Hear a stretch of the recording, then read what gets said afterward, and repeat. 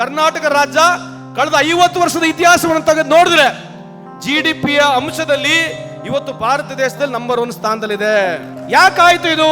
ಇದಕ್ಕೆ ವಿಶೇಷವಾಗಿ ಎಲ್ಲ ಲಿಂಗಾಯತ ಮಠಗಳಿಗೆ, ಎಲ್ಲ ಒಕ್ಕಲಿಗರ ಮಠಗಳಿಗೆ, ನಮ್ಮ ಎಲ್ಲಾ ಮಠಾಧೀಶರುಗಳು, ಎಲ್ಲಾ ಸಮಾಜದ ಮಠಾಧೀಶರುಗಳು ಕೊಡುಗೆ ಏನು ಈ ಅನ್ನದಾಸೋಹ, ಅಕ್ಷರ ದಾಸೋಹವನ್ನು ಮಾಡ್ತು. ಅದೇ ರೀತಿಯಾಗಿ ಎಲ್ಲ ಸಮಾಜಗಳು ಮಾಡಿದಕ್ಕೆ ಇವತ್ತು ಕರ್ನಾಟಕ ಆಲ್ ಓವರ್ ಇಂಡಿಯಾ ನೀವು ಪ್ರಪ್ರಥಮ ಸ್ಥಾನ. ಏನು ಪರ್ ಕ್ಯಾಪಿಟಲ್ ಇನ್ಕಮ್ ಅಂತ ನಾವೇನು ಹೇಳ್ತೀವಿ, ಇವತ್ತು ಪರ್ ಕ್ಯಾಪಿಟಲ್ ಇನ್ಕಮ್ ಅಂತಕ್ಕಂಥದ್ದು ಇಡೀ ಭಾರತ ದೇಶದಲ್ಲಿ ಕರ್ನಾಟಕ ನಂಬರ್ 1 ಸ್ಥಾನದಲ್ಲಿದೆ.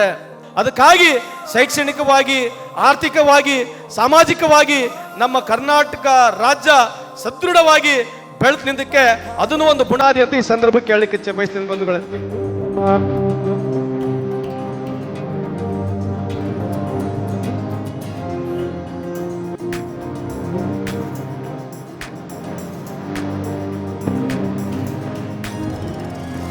ಶಿಕ್ಷಣ ಶಿಕ್ಷೆ ಅಲ್ಲ ನಮ್ಮ ಕಾಯುವ ಲಕ್ಷ್ಯ.